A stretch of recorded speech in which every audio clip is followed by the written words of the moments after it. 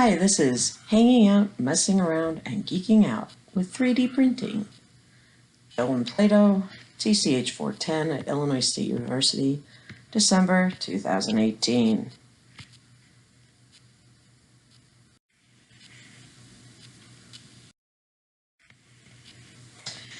In hanging out for our class, I started off with a discussion with my media specialist. She had previous experience in training with 3D printers, and she had a printer that she was having issues with that I could work with to get going in classes.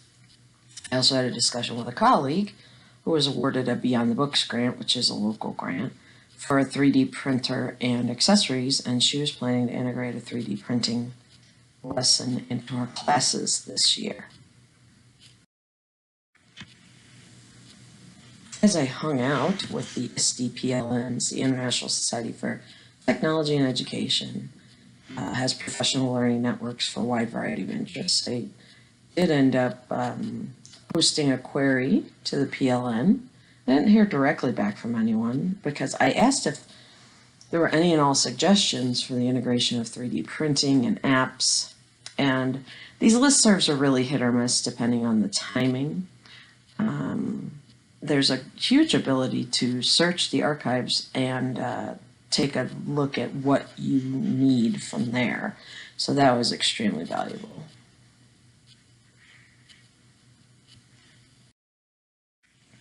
I also hung out on Twitter.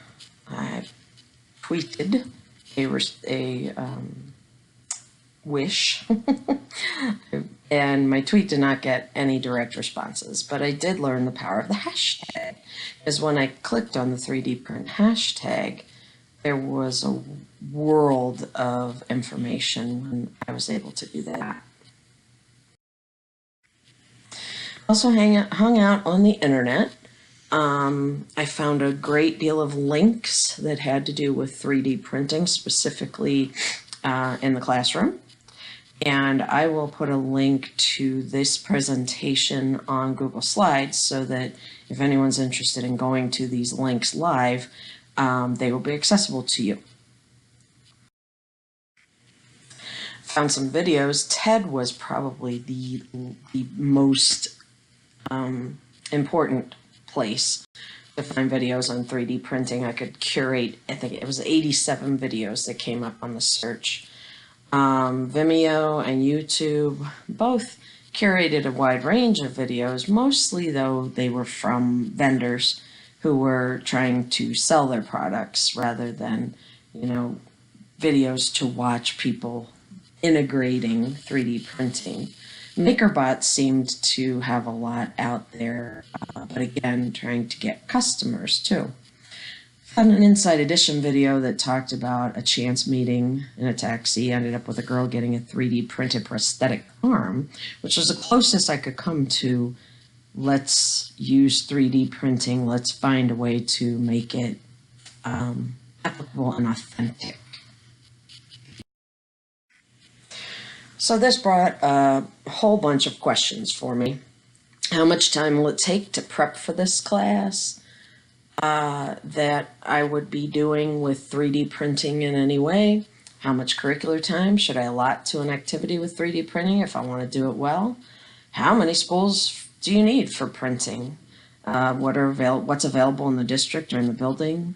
Do I have to access the software for designing?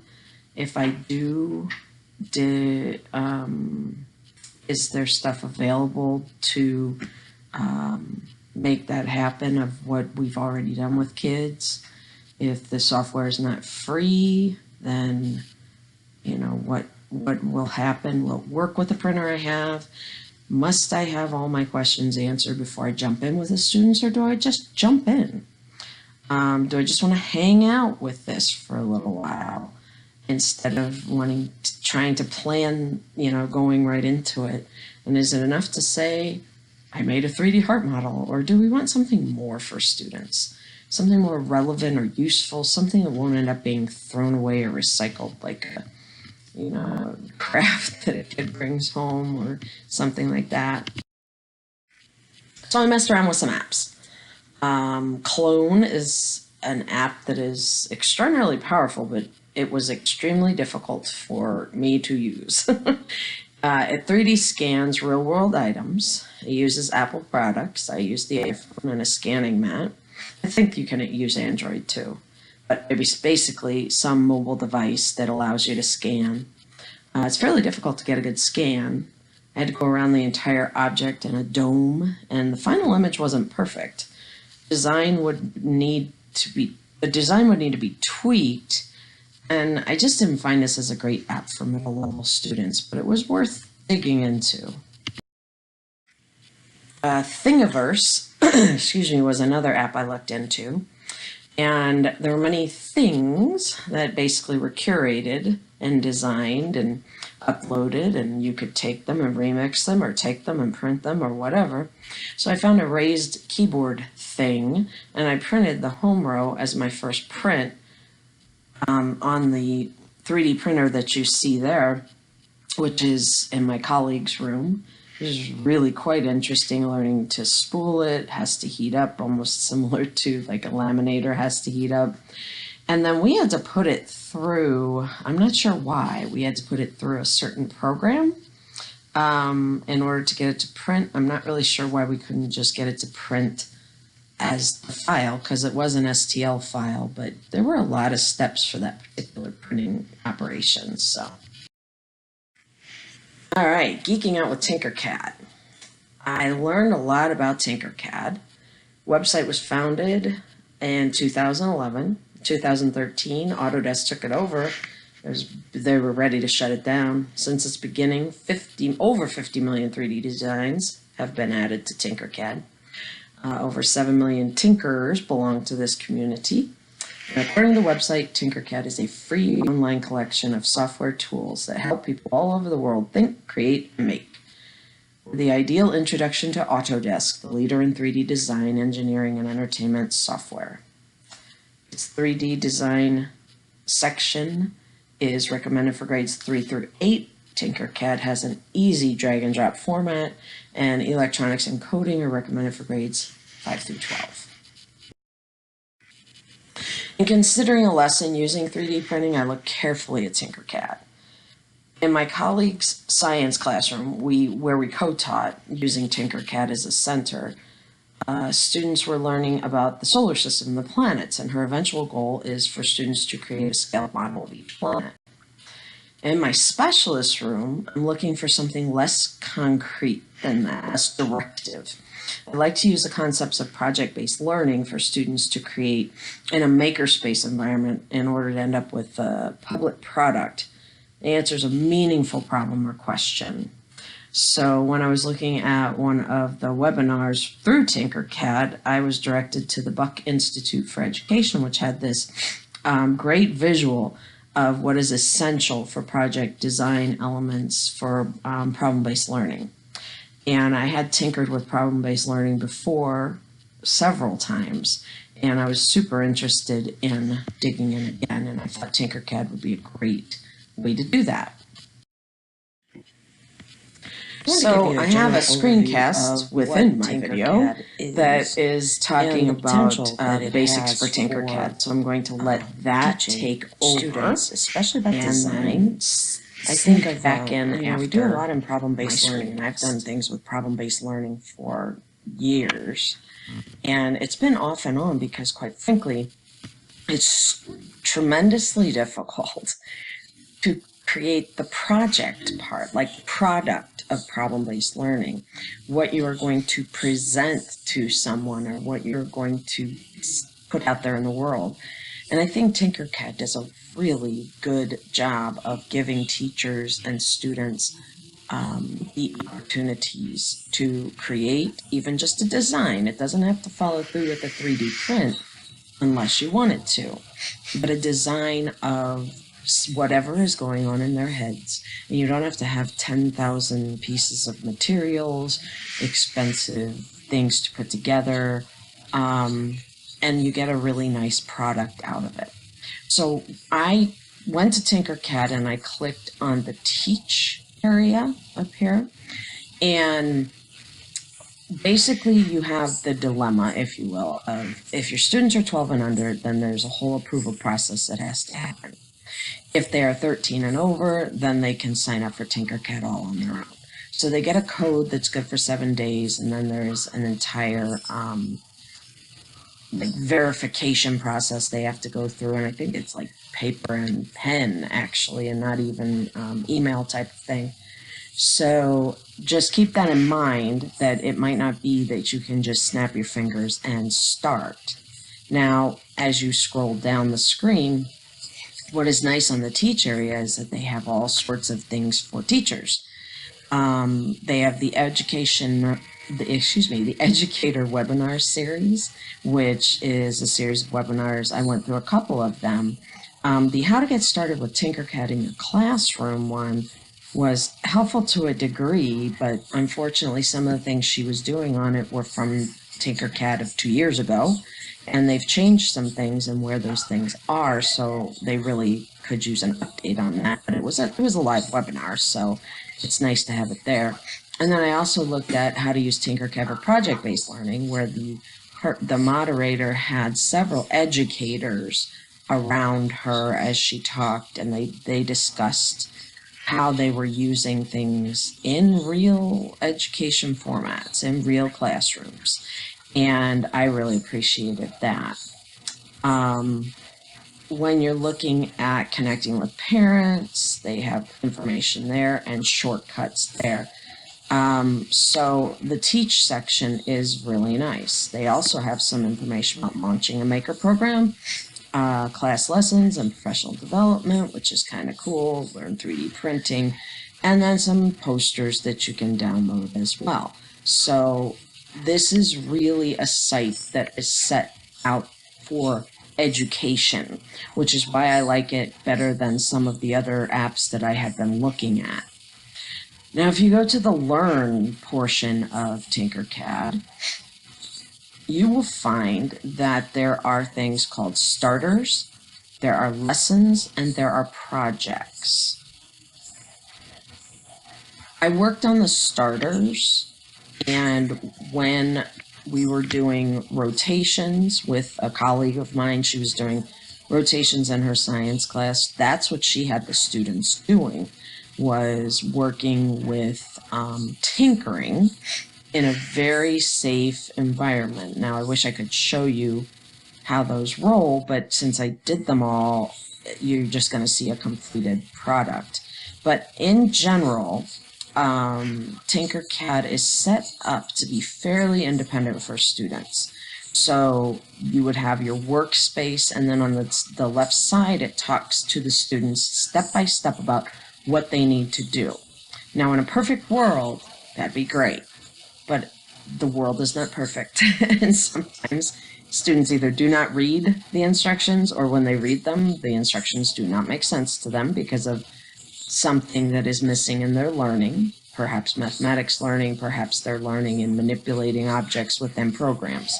So do not assume, I have learned, that students will know what they are being told to do, but it is very much straightforward.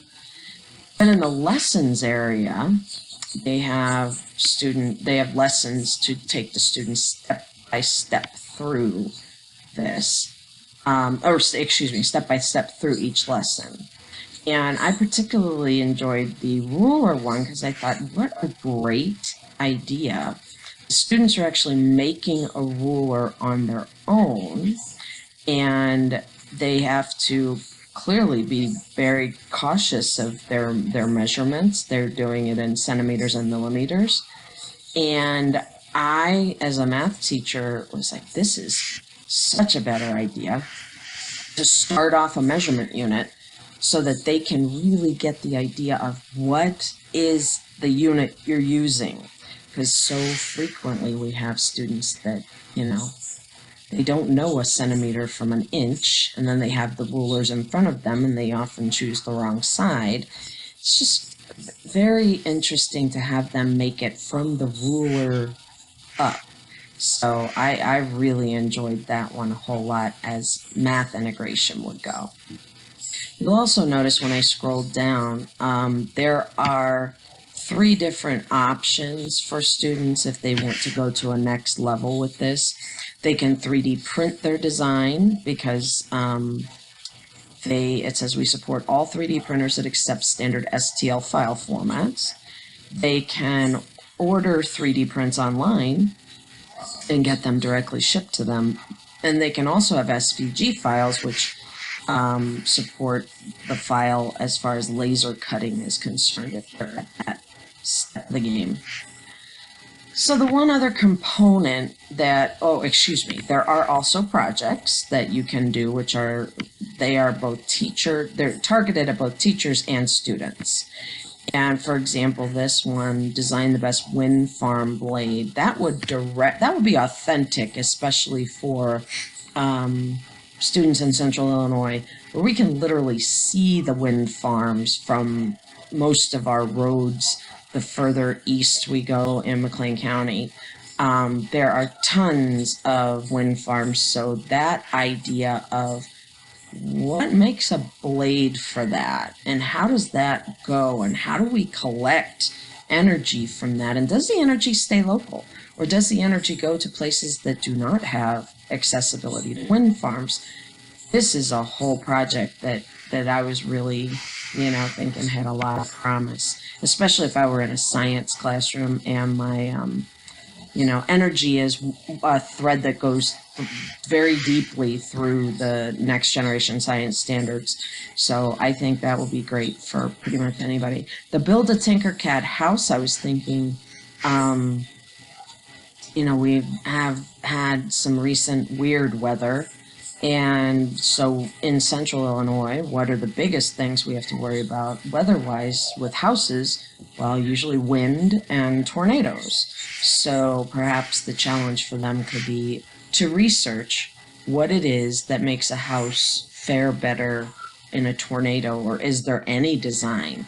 Because you can talk about it with earthquakes, but can you talk about it with tornadoes, or are you just out of luck if your house is by a tornado? So I thought those would be some interesting things that students would be engaged with. And one last very important tool as far as Tinkercad is concerned would be the gallery, which is the place, and it's so important, I clicked on it twice. It's the place where you can find some things that other people have created. So, for example, here's a dream house, which this person says they're in progress of making. These can be downloaded, and they can be remixed as well. So, and they're also, the point of the gallery in Tinkercad is to get feedback, to be able to figure out some reiterations of your projects, or even the, excitement of someone took your project and remixed it. I think that is probably the ultimate for a student to be able to experience. So I'll go back to teach. Actually, I will go to new. I'll go under there to new. I just want you to see for a second, this is the workplace of your tinkering, if you will. And this is a mat, and whatever you create will be placed on that mat, and you can rotate it pretty much 360 degrees. So you can see exactly what that would look like from all of the angles that you would be making. Okay, so over on this side there are different shapes and different things. Like there's basic shapes, but there's also a list of all sorts of different things. So if I took the icosahedron and I dragged it onto the workspace, kind of tiny. And this is the one thing that I found that the students did not completely understand, was the whole idea of what the little boxes will and will not do. And that if you hold the shift key, your proportions are kept similar. And then if you move it, you can see, like, I couldn't tell that I had flattened that out. I really need to see it from the front to be able to tell that. So, and to see things from the back as well. Maybe I want it flattened out for my design. I don't know. But that is the basics. It's a very basic program. There are lots of different levels students can learn from it, and they can dig into it. The teacher does not need to know every single thing about it because the kids don't have any problem with clicking on things. So they will find some very interesting ways of getting things done. They might also get a little frustrated with things, which is fine. You know, that's when we can learn to explore some things together and find out what exactly is happening with your project. Why isn't it looking the way you want it to look? So those are the basics of Tinkercad Online. I only scratched the surface, but I just wanted you to see what I thought was probably one of the best programs to use if you were going to be investing time in actual 3D printing in an authentic project-based type of activity with kids.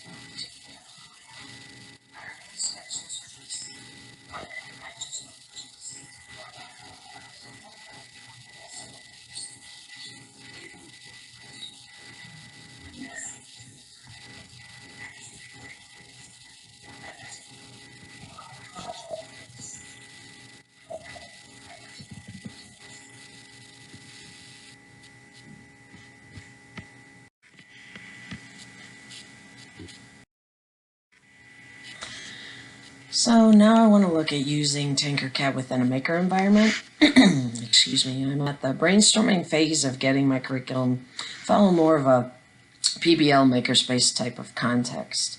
My dream would be able to say to students, go ahead and make things. I know, however, some students will need much more direction than that. So in this phase of curriculum redesign, I plan to come up with lists of ideas of things students could research and work on relatively independently within the framework of our classroom. Challenge is to find problems that are authentic and will sustain student interest. Obviously, students will be able to use more than just Tinkercad, but I'll focus on 3D design with Tinkercad as a piece of that puzzle. The framework for lesson planning with this is far different than the typical framework I've used in content areas. With each problem to be solved, I'll need to be sure it has a core that allows students to demonstrate knowledge and success. If I'm too prescriptive, I go against the grain of PBL and maker pedagogy. If I'm not prescriptive enough, the students will run the risk of being on a hamster wheel without evidence of learning to show. I will provide a bank of solvable questions, which is what I have to build up. I want this bank to be co-created with colleagues and students. And with students choosing from a bank, I can better guarantee that they'll start on a good foot. Okay, the framework. To sustain inquiry, I will set up, excuse me, a workshop environment. Kind of like I've done reading workshop, writing workshop, math workshop, and I think this will lend itself really well to a workshop environment where I'll schedule regular conferences with students where they have my undivided attention to discuss their progress or lack thereof and how they can be assisted to move forward. I want to create a badge system for classes as well. Conferences can be a great time to award badges. I plan to have the badges work together with the projects in assisting me to quantify a letter grade because they still have to come up with a letter grade. So I had some examples of there could be a focus badge for students who maintain focus during class time on their projects, an attendance badge for students who are in attendance both physically and mentally, a stick-to-it badge for students who show perseverance, a collaboration badge for those who show excellence in being leaders and accepting help as they work with others, a reflection badge for students who reflect on their learning, thinking about what went right and what went wrong, an iteration badge for students who take constructive feedback from others and make their product better. So the badges are where I'm thinking of bringing assessment of the makerspace idea into play. Going back to the problem-based learning graphic that I talked about before. They talked about authenticity, voice, and choice. The bank needs to include things which students really care about, and that's why I need their input in creating the bank. They'll be able to choose from the bank or propose their own projects. I'm looking for reflection, critique, and iteration. That can occur as part of a workshop conference. Students can also have days where they will conference with peers and or community experts for this section. And a public product. This is where Tinkercad and programs with galleries can be really helpful. It's not just students making things for themselves or for me, but it's a wider audience that they're casting their net out to many more people. So I decided to look at a graphic in my last slide, a sample learning path. And it's a basic design process. I'm not saying I made this up because I sure didn't, but the idea of a problem, researching, iterating, and sharing. So I thought we had some recent really bad weather. So I thought, here's a problem. Is it possible to create a tornado-proof house? Well, research, do these homes already exist? What kind of damage does a tornado actually do to a house? We can iterate using Tinkercad to create a possible design, get feedback on the design from the gallery or classmates or local experts, and they can earn badges for evidence of learning and growth. And then when they share it, maybe there's a contest they can join, like an engineering contest to test their designs. Can we simulate wind speeds of a tornado in a wind tunnel type of situation where we actually 3D print their designs and see if they can stand the test of the winds? And the nicest part about this is I found that this aligns to not only the NGSS standards, but also the ISTE student standards. So I found a lot of good, solid alignment with that. So that is the start of my project.